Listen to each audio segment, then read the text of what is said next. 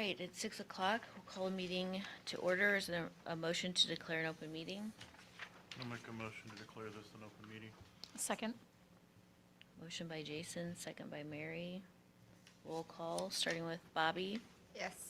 Lisa, yes. Hope? Yes. Mary? Yes. Jason? Yes. JW? Yes. Okay, the meeting is open at 6 o'clock. Welcome, welcome to everyone. The notification for the Open Meeting Act is adhered and posted to the library wall. Notice of the meeting posted and published as required by law. We'll move to the consent agenda.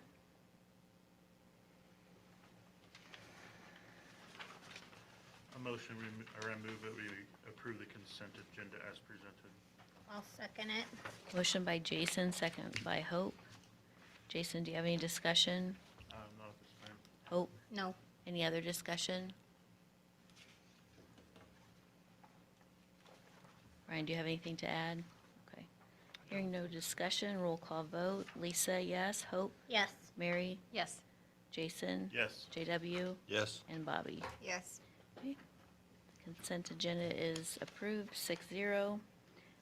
Public comment or correspondence?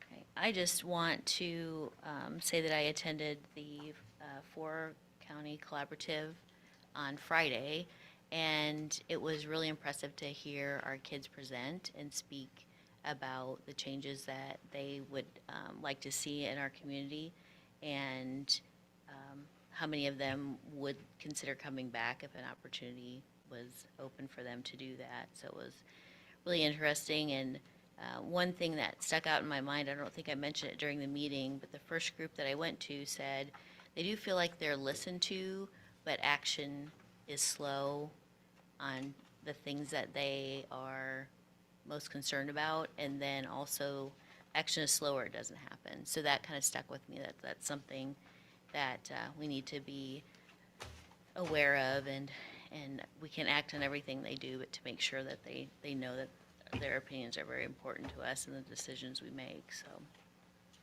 it's really interesting, and look forward to working with that in the future. So thanks, Derek, for making that happen. I know it's hard to keep putting things on our schedules, but I think it was a worthwhile event. Any other comment or correspondence? All right, hearing none, we'll move on to committee reports. You skipped over the minutes from the 28th and 29th meetings. That would be. That's part of the that's Is consent. that part of the Yep, agenda? Yep. Okay. Okay, so we'll move on to committee reports. Policy committee. We just met as we have been via electronically. I think that process is still moving pretty well. I'm expecting some feedback anytime now from Grunwald on the boiler situation. And so once I get that, I was hoping we can get the building and grounds together. Sounds like they have had a little bit more and I've got a little bit in my report about that, a little bit more difficulty getting some feedback, getting some hard numbers from some people that they need to would need to subcontract to on that. So,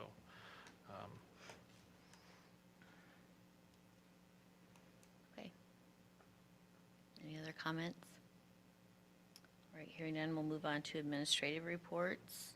Start with the principal's report. and there is, Lisa does actually, I forgot to put it on the agenda, I just realized that now, but Mrs. Blecka is not here tonight for the counselor's report, but she did provide one, and it's in the packet. And I was going to touch on Okay, go ahead. those points Yep. unless you wanted to, Nope, Mr. you go ahead. Rottinghaus. So, actually, we can start with those. So, listed first under the administrative reports is Mrs. Blecka's counselor report. You can read through there, obviously, but just to touch on a couple of things. The college access grant is something that Mrs. Blecka does every year, and it takes a substantial amount of time to do, but it's very worthwhile, and it helps with the costs for college visits and really, like even this year, it helped with costs for some of our back-to-school expenses. So really anything to be able to engage families and kids in any college and career-ready discussions or trips are things that she can use that money for. So it takes some time to do, but it's also been very worthwhile. It's also, I think, provided, like the senior passports is one good example there, provided some good opportunities that we weren't necessarily doing before, but seem to be very worthwhile now. So another thing I wanted to point out on here, really there were two things. The Apply to College Day, we all know that that takes a lot of time to organize, but it's been very successful. There's always a lot of representation there from community colleges, technical schools, universities, whether they're in Missouri, Kansas, or Nebraska. So Mrs. Bleckett does a good job, I think, of trying to reach out to any school that could be a potential option for any of our students. Also, these lunch and learns that Mrs. Bleckett has started this year, we haven't had one yet. The first one is scheduled for Wednesday. And so I'm excited to see how that goes. She did show me the schedule for at least for first semester of the people that she's got planning to come in and the students that have planned to sign up. And it's, each of them so far look to be well attended. So it's nice to see students expressing an interest. I mean, they could be sitting in the cafeteria talking to their friends or being on their phones then. So it's nice to see them willfully and voluntarily signing up for those. So, on to the principal's report then. Just a few points. Obviously, we're still pretty early in the year. Academically, we started the fall testing window, so we're doing the MAP and NSCAS testing right now. Today was our first day over in our building, and Mr. Farabee does a ton of work to get that organized and ready to go, and so things went smoothly again. Just to kind of sum it up for those that aren't quite as familiar with the test, the students in grades 6 through 8, they are taking the state test, the NSCAS test. They do that in math and English language arts. They don't have a test for science, so we do the MAP test for science, and then the students in grades 9 through 11 are taking the MAP tests as well. So also last week, we had Safety Day on Wednesday. That was in collaboration with Pawnee County Memorial Hospital. Julie Habegger did a ton of work to communicate with people and make contacts about getting people here. That's always probably the most challenging aspect of this, because even if an organization is willing to send someone, getting in touch with the right person can make all the difference in the world. One example I would give is the State Patrol. Last year we had the State Patrol come. There were 2 troopers that brought a seatbelt rollover simulator. It was great. They were awesome. And this year they happened to not be available. And the person that Julie got in touch with said, "Oh, what else do you want? We can bring the CSI van. We can bring a helicopter. Do you have a helicopter? We can bring 2 other patrol vehicles." And so they had 2 patrol vehicles, their CSI truck that the kids could all get in and see. They had a TV playing with scenes from their camp, their boot camp, so kids could see what it's like to train to become a trooper.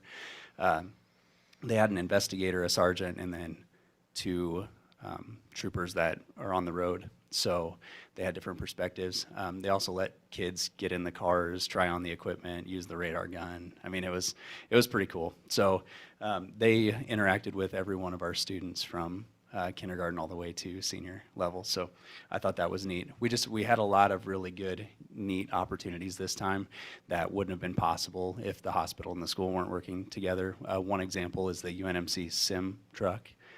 I just heard the staff talking there, and so this is not verifiable information, but I heard them say, well, when you have a $2 million rig, you get things like this. And after looking at it, I could believe that.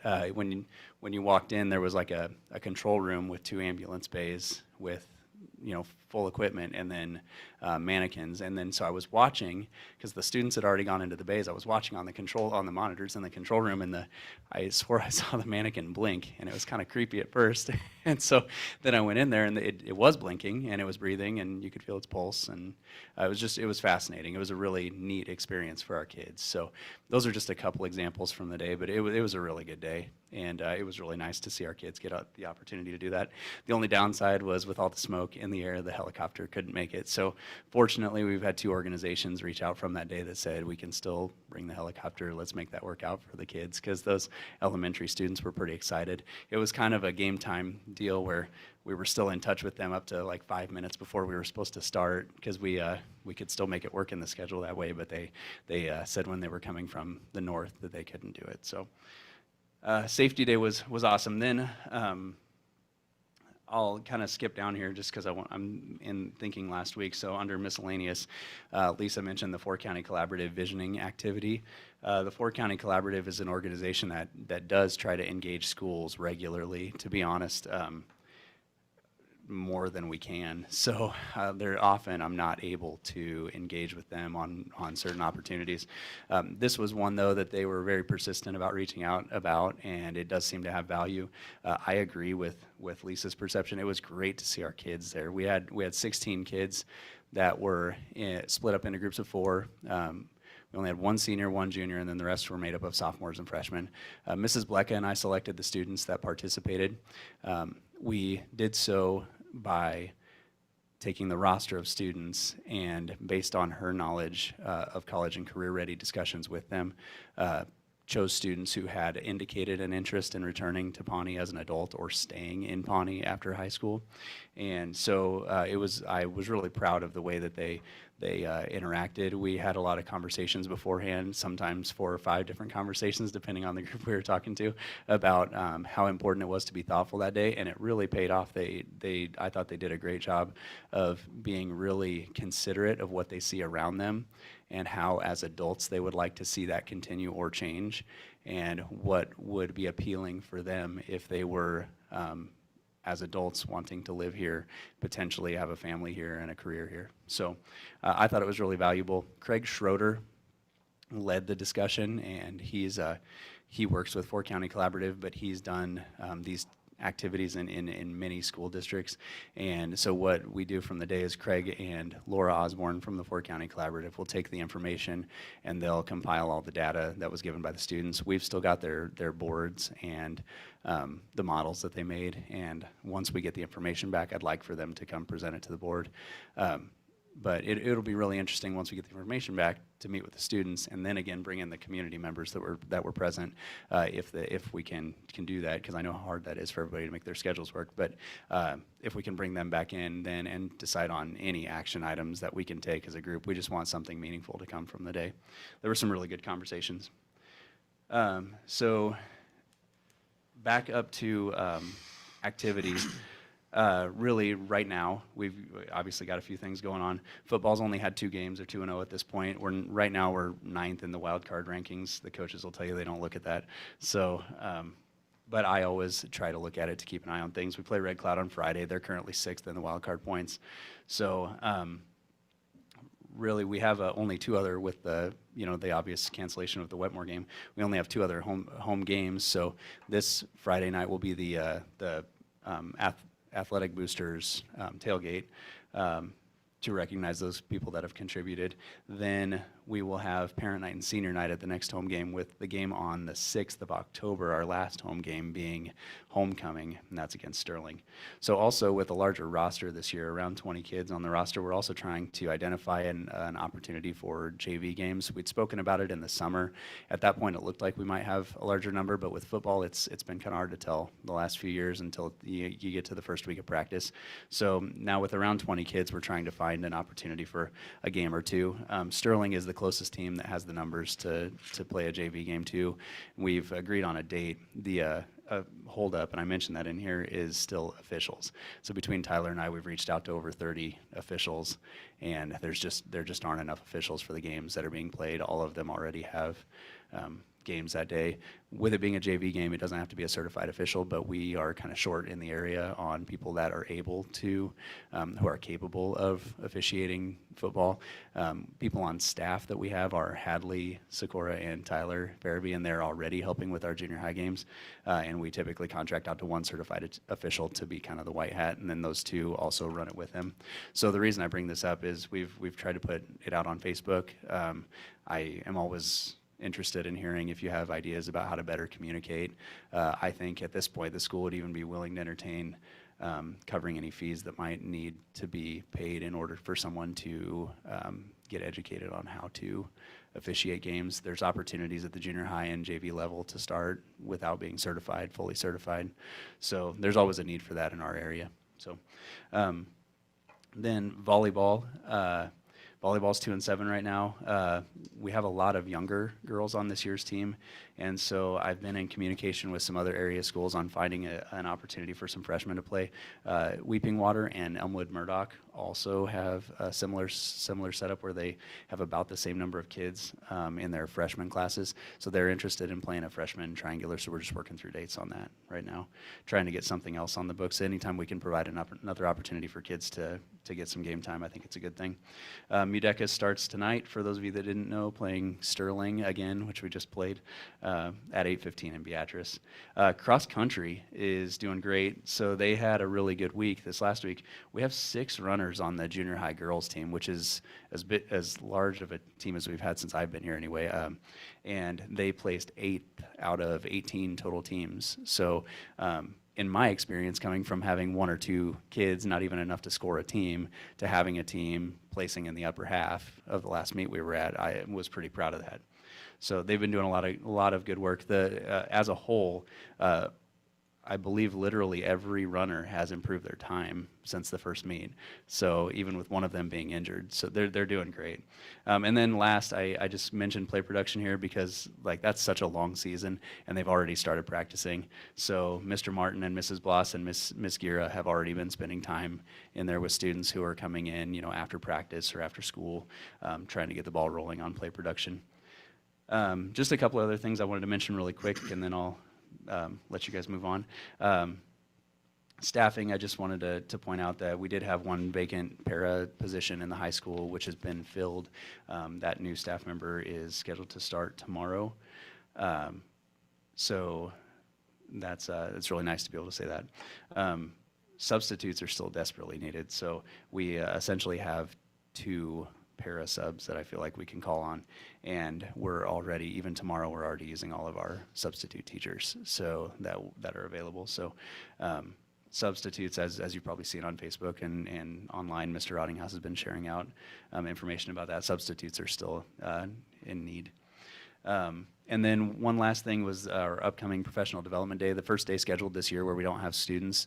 And Mr. Rottinghouse created a professional development schedule for the entire year, so we have a lot of it laid out already. Just some examples for this first one. Math acceleration, we're continuing the work we've done on the math curriculum. MTSS meetings, so we can meet as MTSS teams to discuss any emerging student needs that we have with our continually evolving MTSS system. It will give us an opportunity with a very young special education staff to have special education meetings, and then do systems training, specifically this time with our FastBridge system that will be our social emotional screener. So it's a lot to pack into one day, but I just bring it up because I was sending out an email today to all coaches, and I kept just typing names, and before I got there, I'm like, wow, that's almost everybody. And so it's a good opportunity just for me to think about how these teachers who are then additionally coaching, it's nice to be able to fit this stuff into a school day instead of asking more of them on their time outside of school. So I think we've got a really meaningful plan to fill that time at this point. That's all I have for you now. Does anybody have any questions about any of that? Thanks for sticking with me. Sorry. Thank All right, so you can see enrollment on the top of my report. At 264, we did lose a family that took 3 elementary students and a secondary student, so dropped us down a little bit. We have a foreign exchange student that came in, but there's one I noticed even on this football list that is still on there, but for all intents and purposes isn't enrolled anymore. So that 264 is probably about where we'll fall on the October 1st count. The prorated was, when I did my budget explanation, it was like at 262, but that was at the weighted pre-K. It's a 0.6 weighting for pre-K. So we'll fall a little below that in all likelihood for that October 1st count. So still a little bit above where we were last year, but still would like to see 15 more would be great, in my opinion, to kind of get back to where we were 5 or 6 years ago. You know, Mr. Niss talked about openings. I think you all know I've shared out that we have our elementary sped teacher opening, which already was not a great situation because of the lack of applications by certified and qualified teachers. That position is open again, so it's advertised. Honestly, I'm very frustrated with our situation right now. It's not where I want to be. You know, minimum standards is not where I want to be in terms of providing staffing for programs like this. But unfortunately, that's where we're at right now. And I guess I can kind of talk through this a little bit and kind of tell where we're at. You know, the position is open. We're advertising. Would like to, if we could, get somebody certified, hired in the short term, out of endorsement, just anyone potentially certified to put on to contract that ideally someone that has some education training. You know, and then ultimately, of course, long-term, we want to get a SPED endorsed person hired. I just, you know, last year we had, the first one that opened up was in the high school. Wasn't it Mrs. Hiskett, or excuse me, Mrs. Luders that was the first one to open up? And actually, no, I think it was probably middle school. Probably Miss Insminger was the first one that opened up. And so we had been advertising for that one. Then Mrs. Luder's position opened up, and we advertised for that one. We got one endorsed person out of those two hired, and the other one, as the year drew to an end, we didn't have any applicants. We'd already started the conversation about, you know, Mr. Jacobs, and we staffed it that way, so out of endorsement, for all intents and purposes. And then it was in that springtime too that the elementary opened up, and so we advertised for that. I did receive an application actually in the summer for it, but after calling references, it was just not someone that we could hire. And so, you know, basically we had 3 openings and really 2 applications with people who were endorsed in the field, and one of them was not someone we could hire to fill 3 openings. It's just, it's a frustrating situation. I did put in, coincidentally, Jack Moles, who's the executive director of the Nebraska Rural Community Schools Association, NERCSA, as it's referred to, was asked to testify, and he didn't have a lot of time to, I don't think, to gather his information, but was asked to testify to the Education Committee for the unicameral, and so he sent out a questionnaire to rural school superintendents. And if you would, I just read the paragraph. It's the 4th paragraph down. He got, in the 3rd paragraph, you notice he said he got feedback from 90 districts. 56 superintendents reported they had advertised for 71 non-specialized SPED teaching positions for this year. Out of those positions, they collectively received 77 applications from qualified candidates. It goes on to talk, that's an average of 1.38 applicants per position. Of the 56 seeking applications, 15 reported, we would be one of them, that they did not receive even one qualified applicant. 3 reported they received just 1 application, and the applicant was dismissed by his or her previous district. That would also be us. 1 district reported receiving 8 qualified applications, but the next highest was only 4. Most of these reported receiving at least 1 qualified application, that said they received at least 1, said they received only 1 or 2 applications. So it's not just us. It's a nationwide problem, but it's certainly a statewide problem. Hopefully, something will be done to incentivize people to go.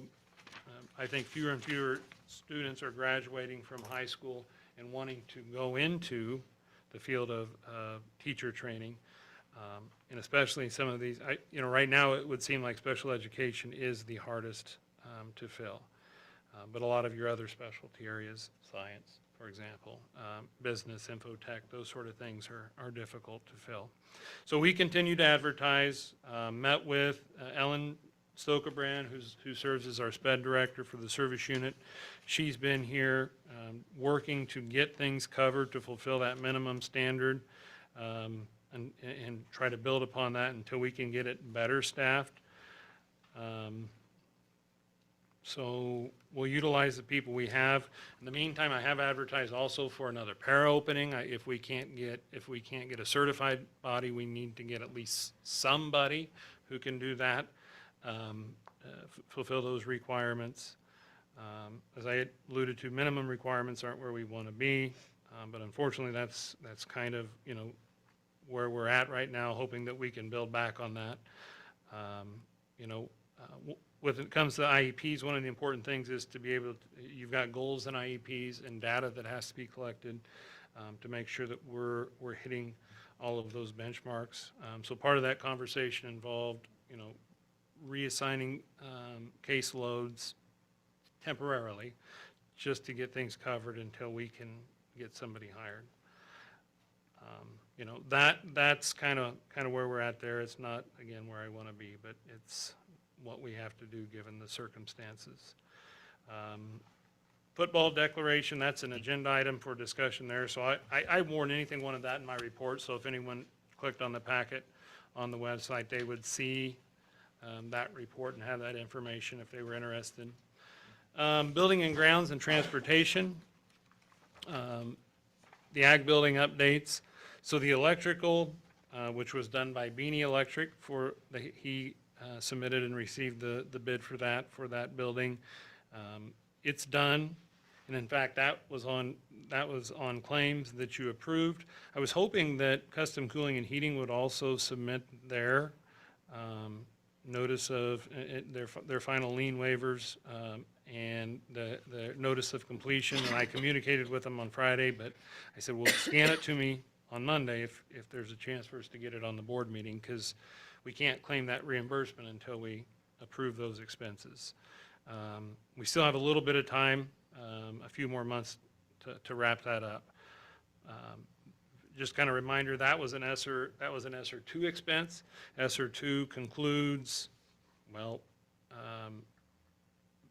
about now. I mean, the projects are done, so we have to have the money spent before end of November, which I know that's cutting it pretty tight, but we'll be able to, we should be in good shape to get that taken care of, get those checks paid and get that money claimed from Department of Ed. Fortunately, the windows, the project is not done yet. That was coded to, that was when I did the grant application, that was applied to ESSER 3, and we've got another year on the ESSER 3. So it won't, and if it wasn't, I would just have to redo the applications, the grant applications, and move that around. But fortunately, it was just luck that the project that didn't get done was the one that's not on the really tight timeline. So the electrical's done. Custom Cooling and Heating has the air pollution control, the dust collector system, the welding and everything is wired in, and the HVAC is installed and on the roof and running. They finally charged it with Freon and hooked it up the week that we had the really high humidity and heat. And for having single pane windows and 124 heat index and cinder block walls, I was incredibly impressed by how it really pulled the temp down in there. So it seemed to be doing its job. So I thought that especially that it was starting out at full heat and having to pull that heat down, and already by that evening it was I think it was set at 72 and it was running at 74, starting out at over 100. That's pretty impressive for not the best insulated building. So I thought that was pretty reassuring. I think everything looks great. It was an opportunity. I know the pictures I sent to you guys, the shop hadn't quite been tidied up. It looks really nice now. It just, it was a great improvement. Now, I really wish the windows would get done because that's what everybody sees from the outside, and those are still incredibly unsightly. And I've been kind of pestering Tanner about this, sent him multiple emails, tried calling him. He messaged me back, said he was in a meeting, finally was able to get in touch with him. He said, "Didn't you get the email I sent you?" I'm like, no. It was a screenshot, so he screenshotted it and sent it to me, and it was supposedly from the supplier, although still don't know for sure who the supplier is.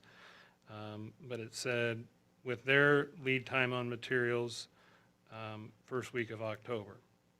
I hope that's the case.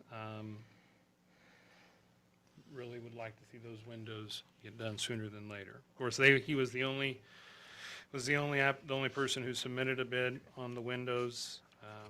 And we did really, I mean, I reached out to AHRS on that and urged them. They actually kind of gave me some of the information on how the storefront windows went. And they talked about submitting a bid and using Hill Glass out of Fall City to do that work. But ultimately, I encouraged Eric to do that, but ultimately he never did. So, I mean, we're kind of in that situation where don't like it, but I mean, we could. The deadline, I think it said mid-August. We could. And then ultimately, if we get to a point where things aren't getting done and we think that, and I don't have any reason to believe he's not telling me the truth right now, but the contract or the bid specs do say, I think, October 15th. So, you know, ultimately, that's why you get the insurance. I can't think of what it's called off the top of my head. I knew all this stuff, but I just, it's the I'm blanking. It's the insurance, that you get insurance to it's basically if someone backs out on a job, then it's their responsibility to go out and find someone to do the job. But then we're back at square one and the whole process starts over again. So hopefully it is truly just some lead time issues on those windows, but that's where we're at.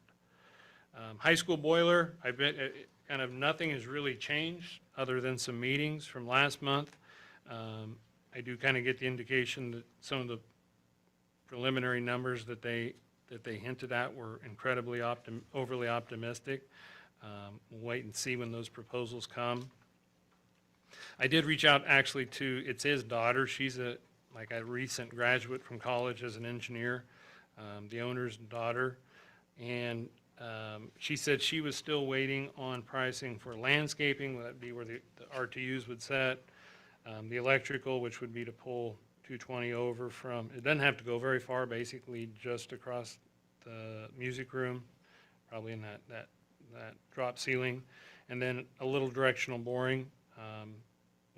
Pullmans would have to come in and comparable to what they did when we had the warranty, or the insurance work done a few years back when we had the gas leak. They would tie into that same meter, go underneath the sidewalk and go over to those RTUs. So all that stuff, I would think, I've been very impressed with them seeming to know their information, so I'm expecting that any time now, those proposals from Grunwald. She said she did have the one concern with Pullman's, that they wouldn't be able to perform the work until February of '24, but they thought they had a workaround if we wanted to move forward with it, hooked up and running before then.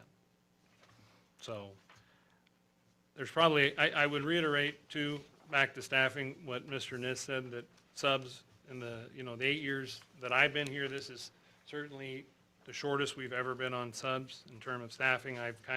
Some of the ones we had aren't available anymore, even to start the school year. And so you'll notice, I probably noticed on the socials that I've pushed some stuff out and try to get it in the papers a little more. I don't think we're pretty even with all of our neighbors in terms of what we pay. I don't think it's a situation where we're not paying enough. I think it's truly a situation where, I don't know, it's hard to find people that want to work, especially, I don't know, it's everywhere. I know you hear people say it all the time. That's why labor costs that's why prices have gone up when you go to fast food. That's why prices have doubled, because they have to pay so much to get people to show up and work. But, we're feeling the crunch now. At least I feel like we're feeling the crunch now worse than ever on staffing. Hourly, certified, pretty much everything up and down. I kind of thought we were, that our little rule, we were a little, and had a barrier from it. I just feel like it's made its way to us now, and from the metro to us. So that's where we're at, but we'll keep doing what we can with what we have, and we'll make things work. That's our job, so. Okay, any questions for Mr. Rottinghouse?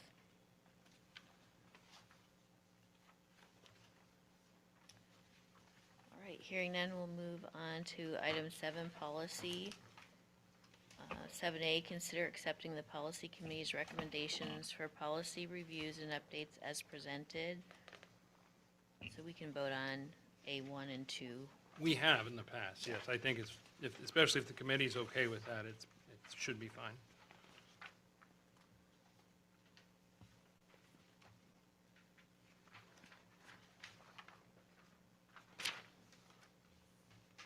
I'll make a motion to accept the policy committee's recommendations for policy review and update as presented. Second. Motion by Hope, second by JW. Hope, do you have any discussion? No. JW? No. Any other discussion, or Brian, any insights? It's pretty simple, and I mean, these were some pretty straightforward things this month. Right. Hearing no other comment, we'll go ahead and vote on policy 7A, item I, or item 1 and item 2. We'll start with Hope, Yes. Mary, Yes. Jason, Yes. JW, Yes. Bobby, Yes. and Lisa, yes. Motion carried 6-0. Moving on to new business. Discuss and consider any action on high school football NSAA declaration for the 2024-25 playing cycle. Well, I wasn't necessarily asking for anything to be done here. I had talked, when I was kind of putting information together, I had chatted with the coaches. Of course, I put this in a report a couple weeks ago too. I do think, when I put in my report, I hadn't talked to anyone or hadn't really heard anything in quite a while, so it's kind of, I made a mental note, okay, early September, late August, early September, I need to tell the board that this is a decision that's hanging out there in a couple months. And so I was just doing that in my report. Of course, I was working on it on a weekend, didn't have a chance to talk to anyone. I do think it's not, even Mr. Nissen and I haven't chatted a lot about this yet, but recently, but I do, at one time I kind of felt like everyone said, well, if we're not playoff eligible, we probably need to go back to 8-man. I don't know if that's necessarily a universal sentiment by any means at this point. So the timeline on this is a decision would have to be made. They don't have this. It's always been the November 30th. So I have to assume that it's the same as it's been in previous cycles. So a couple months. It could be decided, sooner. It could be decided at the November 30th board meeting. I just wanted you to be aware, kind of where we're at on all this. I did print out. I exported this out of Power School last week.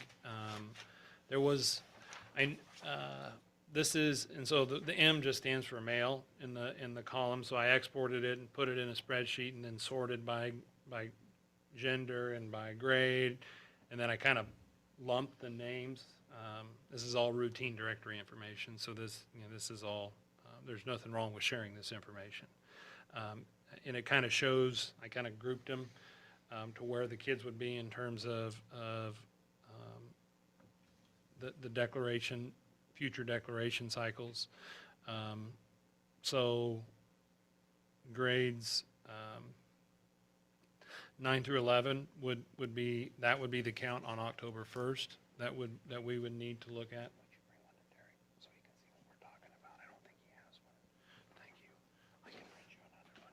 And that's the number to play six-man and be playoff eligible. You would have to be under 27. And so that would apply to the next year, the fall of 24 and the fall of 25. And it looks like right now we have 35 enrolled in Power School. Although I did look at this and I noticed one for certain on this list that will probably be, if you look at toward the bottom there, Mr. Nis, it will probably be exit. We just haven't received transfer papers on that particular student yet. So we're probably more realistically at 34, probably low enough to, would be like a D2 type number, but still, probably the biggest, based on current enrollment, it's the biggest, kind of bubble in our enrollment. Which would mean if we stayed playing six-man, we would be playoff ineligible in the next cycle. Unless something significant happened in the coming couple weeks. And then, so, of course, any given year, I'd say we're at about probably 10% transiency, students that move in, move out. So it's really hard to, look at these numbers and take them, assume that those numbers are going to hold, 2 years from now, 4 years from now. The farther out you go, the less, predictable these numbers are. There are economic factors that could change I could see changing enrollment in either direction. If a larger business in the community were to, either come in or move out, it could have a huge impact one way or the other. So I think that is, things that, so, I could see, for example, the 7 through 9 boy count. It looks like it's at 29 right now, but I could see those numbers, going either direction, a few kids or more. And so it just kind of, you can see it, it's really close for the foreseeable future, clear down to our preschoolers. So more than anything, I just want to provide the information to you. I've kind of heard some informal feedback from a few of you already, just in what you would like, would be beneficial to you to help make a decision. Or if you want to say, well, we don't want to make the decision, administration, you make the decision. I mean, ultimately, we've kind of set the precedent that this has been a board decision. Either, I think if we didn't do that, then you would need to tell us that, make the decision. It was pretty short notice. It was like last Friday. I mentioned something to the coaches about maybe being here to answer any questions. It sounds like several of them were gone today, so none of them were able to make it this evening. But like I said, we've got plenty of opportunities to, not plenty, but a few opportunities. It's still, we've got a couple months to make the decision. So I'll stop talking so that you can all talk. I have one question. Sure. Why is it that we do it as a board decision instead of like leaving it up to the coaches and the AD? That was when we did it 2 years ago, 4 years ago. That was just kind of the conversation we had. I mean, I don't know that.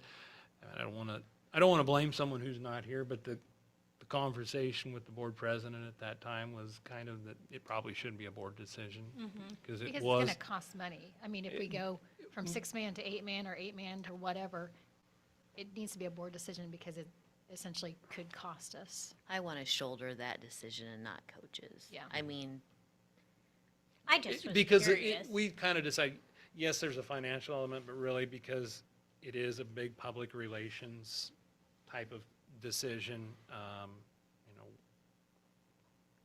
the conversation he and I had at that time was it probably should be a board decision. Unless the board says, no, administration, we want you to make that decision. well, I want input from the coaches, but I wouldn't want a coach or a teacher to have to make a decision and it not be what the public wants and then them come down on them. I mean, ultimately, administration or us needs to shoulder that decision. So, Yeah, I agree. in my opinion, but I want their input, most definitely.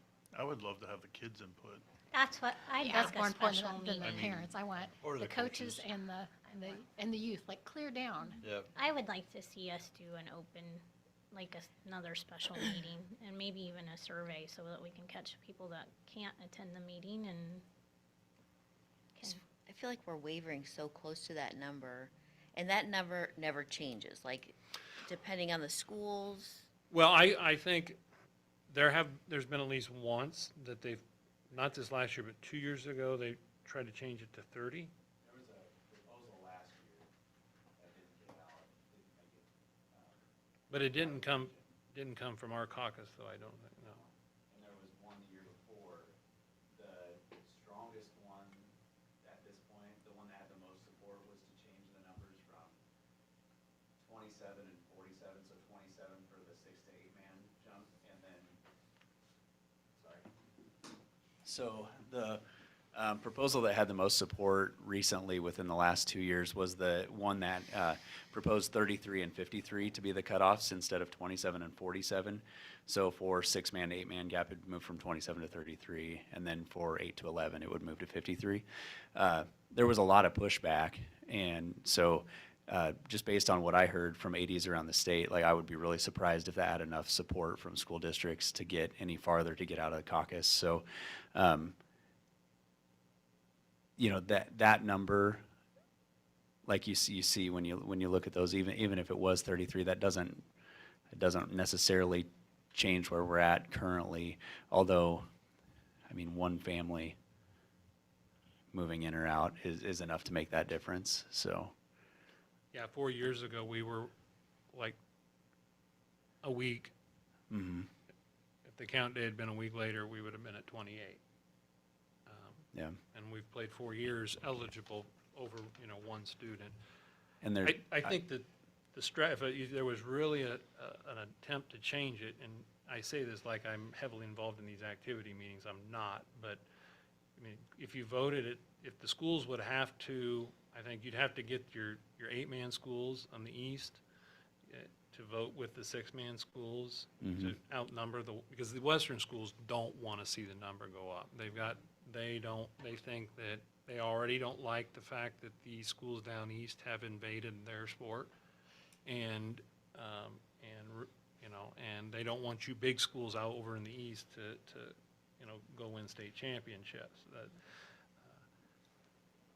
when your demographics make it different too, a bunch of ranch kids versus, some change, different demographics that we in the east face, Well- that makes a big difference too. And just for transparency too, there have been conversations at that level, just at the same level at which those the cutoff conversations were happening about changing the way that classifications are handled. There are states that already don't use a straightforward quantitative, like in Nebraska, it's just based on student enrollment. There are states now that are factoring in free and reduced lunch count and other demographic measures into their classification decisions as well. And Iowa just did that again this last year. So I think that's something that, if nothing else, is going to be a discussion. So, but at this point, it's really hard to tell how that could impact our classification in football. But it wouldn't affect this year. I Nope. mean, No, almost certainly not, yeah. I think it's safe to say that if we stayed, Franklin did that a few years ago, wasn't it? Franklin? They- Franklin, there was another school too. Harvard. Too. Yes, yeah, I think Harvard so. and Franklin are the two that have pushed it. If we stayed and we knew we'd be playoff ineligible, we'd probably put in, I wouldn't have any trouble putting in a proposal to request, at least getting that number up to 30. I've done it once before, and it was on the 45-point rule. I mean, that, based off the feedback from coaches and stuff, we wanted to go back, but that didn't go over very well. But you have to get it in pretty early. Is it passed already this cycle? Yeah, so you'd have to get it in pretty early in a year, and then you'd have maybe a couple years in a row to put it in and convince the Class D schools that that's the way to go. But in all likelihood, whatever, down the road, shows, I think probably the next 2 years, it's not conceivable to play and be playoff eligible. I think that if we know we're gonna, that we want to stay 6 for the long haul, then it probably makes more sense, because there's just a lot of differences going back and forth. Depends on, I guess, what's more important to folks. Playing, I don't know. I'm just talking. I'm gonna be quiet. How many boys do we have out for junior high football? It's significantly less. I believe we have 14 or 15, which we have, that's where our smaller classes are right now.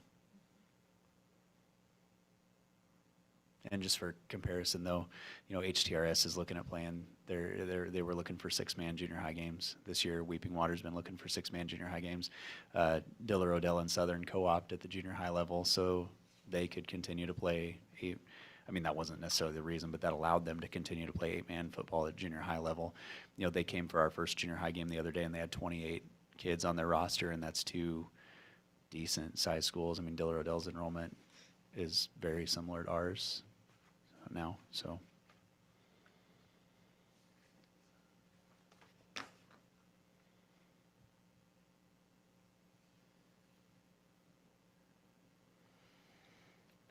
Okay.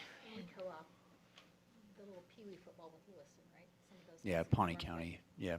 Mhm. Humboldt's included in that too, correct? I actually couldn't really speak to how many kids I know on there third, are third from. and fourth, we've got a Table Rock kid that plays Mhm. with us.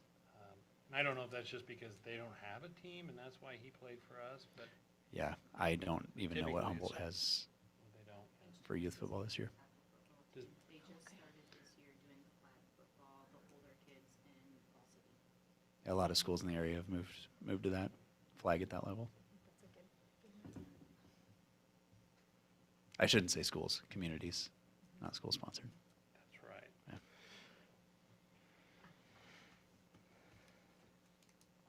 Right. Any other discussion?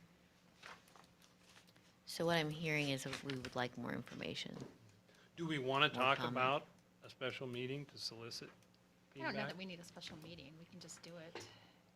I Who would who like wants a another special meeting? I think, I think it'd be fair to let the kids and the coaches come in.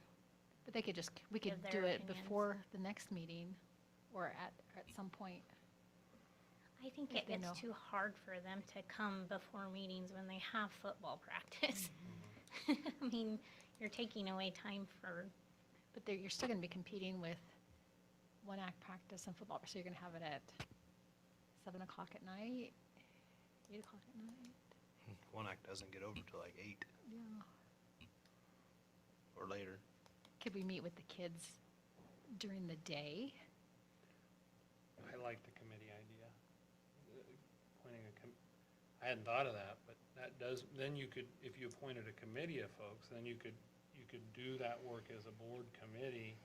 You wouldn't have quorum issues, and then you could kind of come back and make a recommendation to the whole board. Just a thought. Will the kids play if we're not able to do a state playoff game? Because you play the games and then they win all of them, and then they go, well, I don't we're wanna done.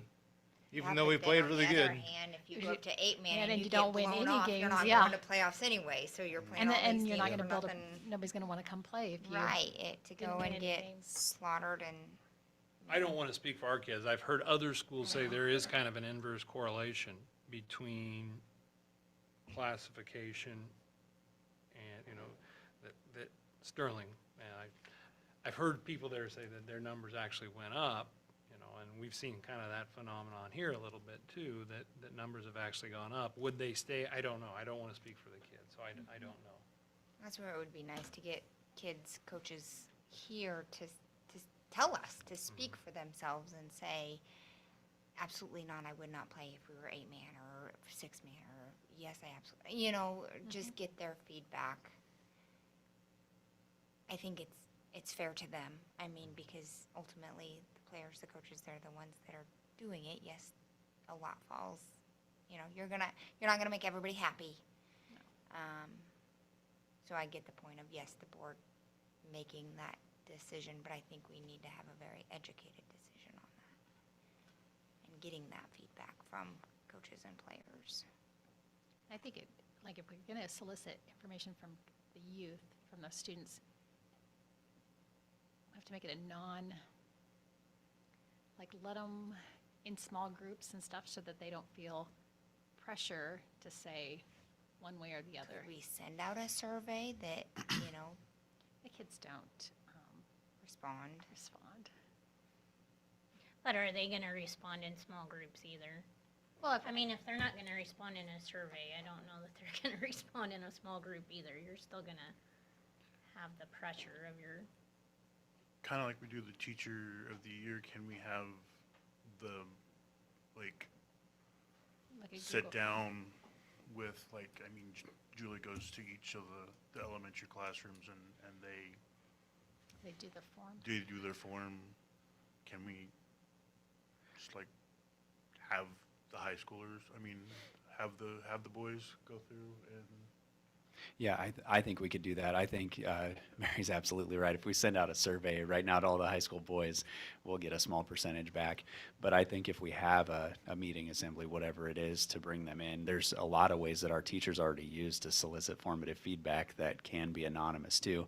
We can do it right there if we have them bring their phones or use their school-issued Chromebook, that we could still get that feedback. I think we would get more feedback and probably better feedback if we have them in the same room there with us. So whether that's all the kids or by grade level or smaller groups, whatever that looks like, haven't really thought through that enough to say what would be best.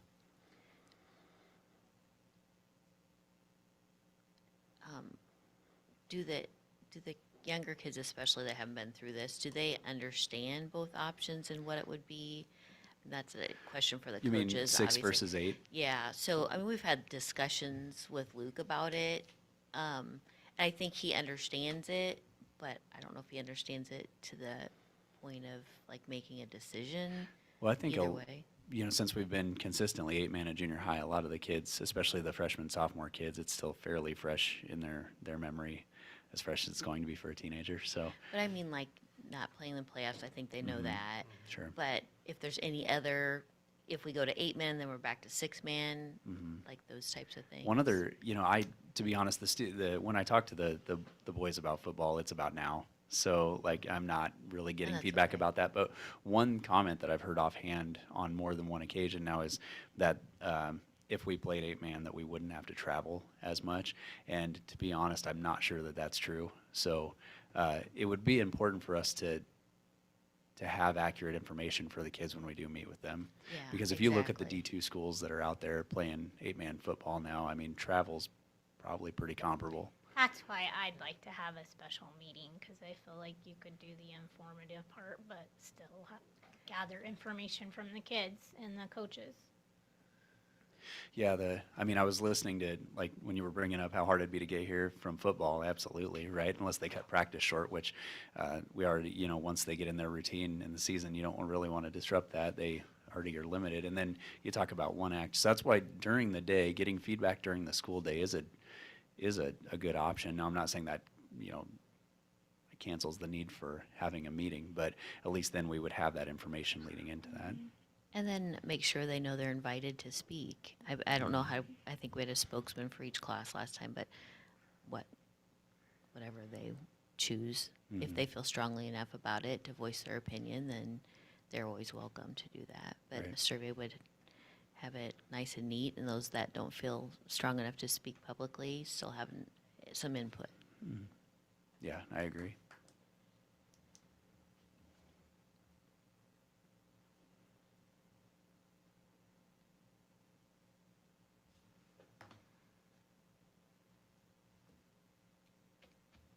All right, so do we want to proceed with a survey being set up and a meeting, and you guys handle that, or? I don't know with kids that survey's the best. I don't know. I just think that Isn't that what you were saying, that the? Yeah, I think if conference, we're, You're gonna get much more, if we're gonna get feedback, I think we have to bring them in person. Yeah. Well, in person, would you have them do the survey in person or to not, Yeah. an opportunity not to have to voice their opinion amongst their peers? Right. If there's something they really differ Yeah, with? whether it's, using GoFormative or, Right. there's It- so many different platforms, but Yep. something of that nature that's Mhm. digital, so it can be anonymous, but everybody that's in the room can submit Yeah, that once. Yep. Guess would you, I'm just trying to think of the best person to gather all the kids, or as many as you can, give them all the information, pros, cons of everything, Mhm. distance-wise, all that information, and then say, okay, while you're here, you have all the information, fill out this survey now, and then go. Like, Mhm. would you be able to do that during a school day, or? Yes, would we need and the I'd like to be a coaches, part of that, or but I'd like the coaches to be a part of that too. Yeah. would we necessarily have to be there, or could you gather all that information, or the coaches, and then bring it to the meeting and have it presented at the next meeting or whatever? I mean, I wouldn't want to tell you what you could or could not necessarily be involved with at that level, because I think either would be potentially appropriate, but I don't necessarily see the need. I think between AD and coaches, we could gather that information for the board. do we know if HTRS is going to six-man or some of those schools that are closer to us? We have just, no idea. we just know at the junior high level, they are, and honestly, their numbers are not that much less than ours are at the junior high level. So, I mean, you're talking a difference of potentially 2 kids, at some of these schools that are pursuing 6-man games, so. Well, I only ask because that eliminates that. We don't have to go as far for games. I mean, Mhm. we're pretty, other than Sacred Heart. Mhm. Okay. Well, and our numbers at junior high still aren't low enough for us to be having 6th graders participate, but that has been an option for some of those schools, and some of those schools don't even have a junior high team, too. Not necessarily just thinking our area, I'm just thinking Yeah. schools in similar position as far as numbers. Right, okay, all right. All right. So then we'll move on to consider accepting the request from the Pawnee City Education Association to be recognized for 2024-25 teacher negotiations with the district. I'll make a motion that we accept the request from the Pawnee City Education Association to be recognized for the 24-25 for the 24-25 teacher negotiations with the district. Second.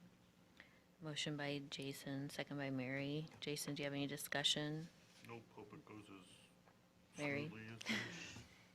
No. Okay, any other comments? this would actually be not for this year's negotiation, but next, typically you need that done.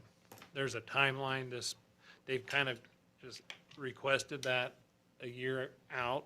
They've kind of created that habit, and that way, legally, the board has to recognize an association that represents the teachers. And the PEA is the only one, and so that's what they do. And so they represent their group, a committee from the board represents the board, and we get together and we negotiate. So that's what this is for.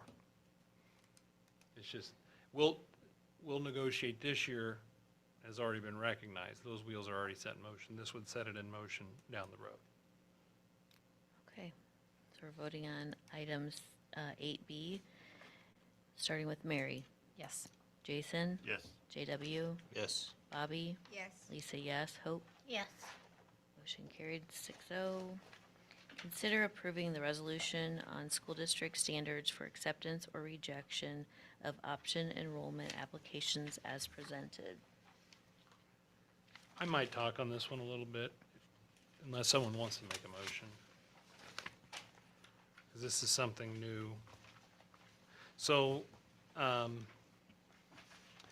unicameral passed some new legislation this year about pertaining to option enrollment. says you can, there's a few different elements to the new law that went into effect. First, they said that you can't no longer, there were districts out there that would set numeric capacity limits on their special education program. You know, and for some districts that don't option in a lot of students, it's not a big deal, but, you know, some of the bigger districts that option in, that, you know, I think of like a Grand Island Northwest, for example, they option to 70% of their enrollment as option students. And, you know, they might say, well, we're only going to accept X amount of students with IEPs, and first come, first serve. And they'll accept them.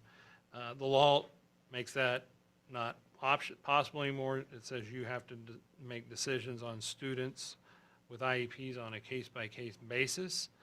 And then it also added, and I think it was well-intended, but, you know, there's pretty much among the school community a universal belief that October 15th, the year prior, is way too early to know what your programming limitations are going to be. But it basically says that if you're going to set limits for grade level or programs other than special education, you need to set those via resolution by the 15th of October of the year prior. We have not ever really felt, you know, needed to do that. You know, we rely on our option students. I think we're at about a plus 65 net option or net option. So what they do is they look at the total number of students they option into your district, the total number that option out, and then they look at the difference. And we're, you know, we are a huge positive net option district. Policy designates that authority to the superintendent and to make those decisions. I can say in 8 years, I've never formally had to deny an option request. There have been 1 or 2 instances where I've told a family, if you submit it, I'll probably need to deny it. And it's almost always because of behavior issues. You know, there was one family, a student was in a behavior program, and I said, well, we can't accept a student in a behavior program because they'll stay in the same program and we'll pay for it instead of the current district. So that's just not, and you know, of all, those are probably the situations where the kids have the most negative impact on the school system. But ultimately, you know, I've talked a little bit, you know, other than for football counts, we do want to keep our enrollment, you know, up, and we want to you know, I take it as a point of pride that you know, students in neighboring districts would prefer to come here than their resident district in large numbers. So I did reach out to the attorneys on this, and I said, you know, we historically have never set capacity limits. Should we still do a resolution? And they said it probably should, and just list that accordingly in the resolution. So if you looked in the packet, it talks about all of these things. It talks about special education capacity, and then for numeric capacity, it just lists none, to be consistent with what we've done in the past. For programmatic capacity, it lists none. And then it outlines the standards by which an option might be denied into the district. And then there was a letter that came from Department of Education. I included that in here. Something else they're going to start doing is collecting data on option students. And so if you want, I won't read it to you, but it kind of explains I thought it might be beneficial to you to have that information. So I put that letter from, I think it came from the finance office, takes care of option enrollment. So Bryce Wilson and his team is who that came from. So that's the reason for this. It really doesn't change anything unless, you know, my recommendation is we don't want to limit option enrollment. Continue to make all our decisions on a case-by-case basis.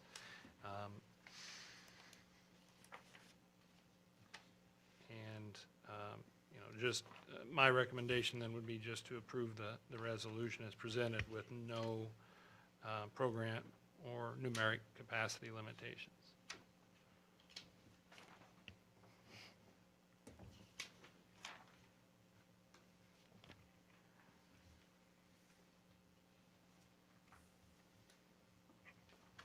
I'll move we approve the resolution on school district standards for acceptance or rejection of option enrollment applications as presented. I'll second. Motion by Lisa, second by Jason. I don't have any discussion. Jason? No, ma'am. Okay, any other comments or discussion? Hearing none, roll call vote. Jason? Yes. JW? Yes. Bobby? Yes. Lisa, yes. Hope? Yes. And Mary? Yes. Motion carried 6-0. All right, then we move on to item D, consider approving the resolution of the Board of Education to increase base growth percentage to determine its property tax request authority 2023-24 as presented. If you're okay, I may talk on this one a little bit too, because I talked about this a little bit at the budget meetings, but I wanted to, make sure you know what this does. So I'd start by saying, in practice, it probably won't change anything. It could, but if my crystal ball would say it probably won't change anything. So I would start by saying that, my recommendation is we do this, although that's not a strong recommendation. If the board says, no, we don't want to take advantage of this down the road, I can live with that. Basically, this was another new law that came out of this legislative session. They gave some new funding to education. We didn't see much of that because we're equalized, like our neighbors, many of our neighbors did. But they said, in addition to that, we've got to put another cap in place. And they said, we are going to limit how much your property tax request can increase from one year to the next. And generally, we say that number should only increase by 3%. And that's non-bond funds. So basically, the general fund and the special building fund combined. They did have a clause that said with a supermajority of the board at 70% vote of the whole board, not board present, but whole board, then you can grow that by up to 7%. We've actually already approved our budget on our tax request, and it increased. Non-bond total was just like a 0.7%, but non-bond fund was a little more as a sub. It was about 2.5% is what it grew. So we were under that 3% limit. But it will, what this would do is it would carry that forward to future years. In all likelihood, we'd not ever need it. But, the circumstance I see that, with state aid going down, that there could be a situation if state aid went down, we would want to take advantage of that. Had a huge influx of students, we'd need to take advantage of growing property tax request. So I'm going to look at my own notes here. The amount, our approved 23-24 non-bond tax request increased by 2.5% over the 22-23 school year. Therefore, this resolution is not needed to request the approved property tax for this year. The amount of combined general and special building fund for 23-24 was $3,278,260. At 3% growth from 22-23, the allowable maximum would have been $3,460,265. Without this resolution, that will create the new starting point to carry forward to 24-25. So that 3.4 million or 3,460,000 would then carry forward, and you can grow 3% from that. With the resolution, it would carry forward that dollar amount to $3,809,353. In all likelihood, we won't need to request that much. It would just be in that off chance that you would need it, that you'd want to carry that forward. I have heard that maybe that was unintended by the unicameral. They didn't want that to be a compounding thing, that they plan on fixing that next year. And so this might be the only year you have to take advantage of that. So that might be a reason to do it this year, what you approve above and beyond 3% might not carry forward to future years. It would be like a 1, and then you would still carry just the 3% forward.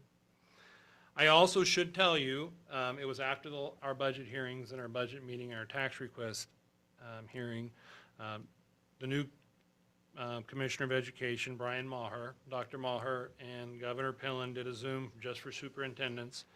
And he kind of pleaded, I don't want to say pleaded, but he urged, the governor did, and I think he was picking up on some conversation out there that schools and school board members and superintendents were saying, well, if you don't tax the 7%, you lose it, or the full dollar amount, you lose it. And he wanted to reassure that no, please don't tax any more than you need, which I feel like we've consistently done. We only request what we need, and that's worked pretty well for us.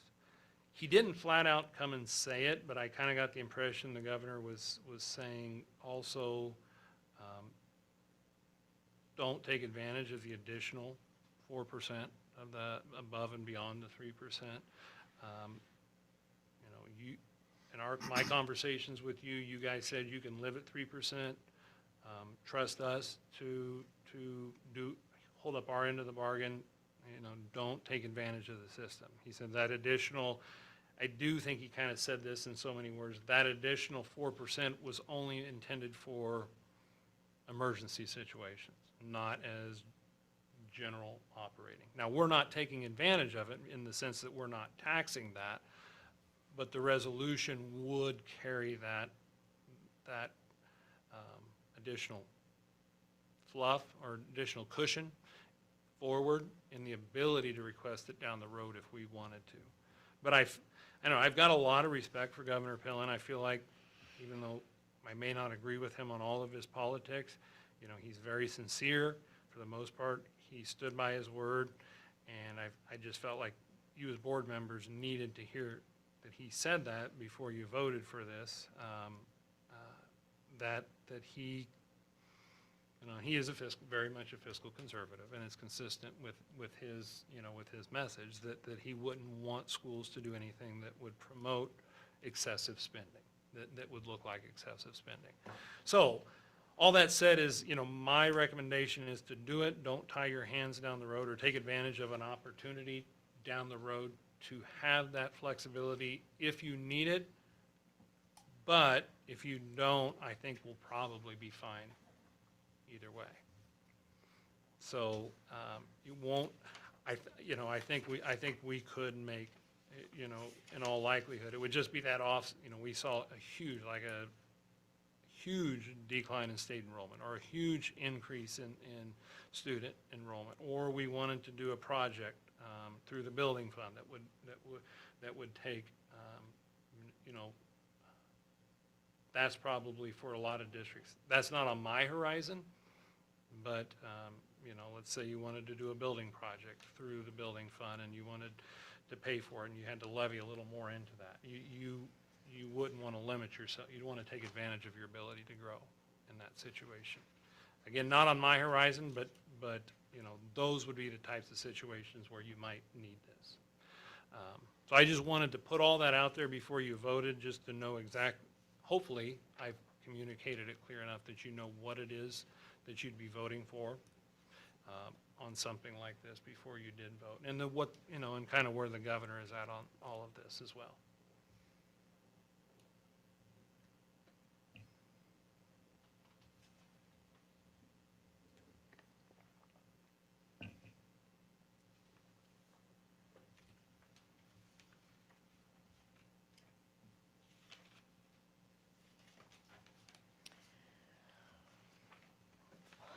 so we can open up discussion, I will make a motion, I move to approve the resolution of the Board of Education to increase base growth percentage to determine its property tax request authority for 2023-24 as presented. Second. Motion by Lisa, second by JW. So my question is, another scenario that it would possibly come into play. If we had a major disaster, I know that we would have insurance, but I don't know if we have replacement insurance or if that would be, I don't even like to think about it, but would that be a situation that this could come into play or not? You could, yeah, so, you know, that, Norris is the example from, it was, predates my time in Nebraska, but that's the story you always hear, it's also one of the few times you can have an emergency meeting without pandemic, they said probably doesn't elevate to that threshold of an emergency. You really need something that's like a building getting knocked down by a tornado or a fire or something like that. And you need it, you know, they immediately secured financing to do their building project. Yeah, that would certainly tie our hands. If let's say we just made a decision, we needed to get things ordered, you know, ASAP and move on something, we would want to take advantage of a lease purchase situation, max out our building fund limit, the standard of $1.05, and do like a 7-year building project to supplement the money we were getting back from insurance. Yeah, if you had, I mean, you couldn't go above the combined general building fund, you couldn't go above that dollar amount. You probably couldn't do that on short notice, meaning like an emergency meeting, because you'd still have to do that through the budget cycle. But on that next budget year, you wouldn't have as much flexibility to do something like that through the building fund if you didn't take advantage of that. And again, the resolution isn't saying we're going to request this money. It's just saying we're going to give ourselves the flexibility to do it down the road if and only if we needed it. Basically, is how I would characterize it. And yeah, so you can still always go through a bond and do it through a vote of the people, but it would limit what you could do through the non-bond funds. So this is just for 1 year, so then next year, Well, we would look at it again? it grows the future base. So it's new this year. And I've been told that maybe since, you know, the Christmas tree process and the filibusters and bills didn't get there full-time on the floor like they had. So you're lumping 26 bills together into one bill and it debates 6 hours. A lot of these little mistakes didn't get fleshed out on the floor like they typically would this year. That maybe it was an oversight, that they didn't want to allow this to happen. But the 7%, if we take advantage of it now, it becomes the new floor. If we don't take advantage of it, the 3% becomes the new floor. And then future opportunities to grow would grow from that new floor. Since we have been, in terms of tax requests, you know, under 1% total increase over the last 8-9 years, you know, we haven't really taken advantage of, and I think most rural schools are in that boat. You know, they don't want to tax if they don't need to. And so, you know, caps like this, it's kind of the conversation we've had, is they punish the districts that have been the most fiscally conservative over the past decade or so, because they haven't, and then now you haven't grown, then all of a sudden you need to make a big increase in spending because you've been doing a good job of keeping your expenses down, and all of a sudden, well, we're going to cap you where you were last year. You know, we could kind of fall into that boat a little bit. So it becomes the new floor. You want to set the new floor at 3% from last year, or do you want to set it at 7% last year? Knowing that they may take 7% away after this year and keep it at 3% in the future.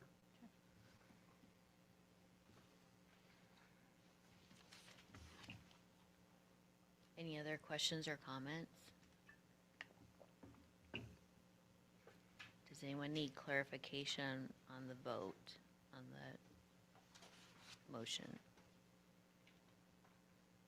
All right, hearing none, we will vote on item 8D, consider approving the resolution of the Board of Education to increase base growth percentage to determine its property tax request authority 2023, 2024 as presented. We'll start with JW. Yes. Bobby? Yes. Lisa, yes. Hope? No. Mary? Yes. And Jason? Yes. Motion still carried 5-1. All right, Make a motion, we adjourn? motion by Jason, Second. second by JW. Roll call vote. Bobby? Yes. Lisa, yes. Hope? Yes. Mary? Yes. Jason? Yes. And JW. Yes. Meeting is adjourned.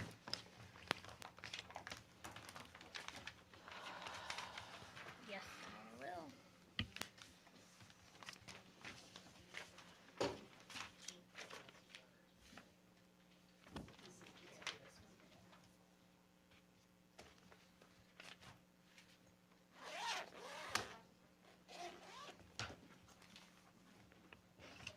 And Hope doesn't need to sign that one.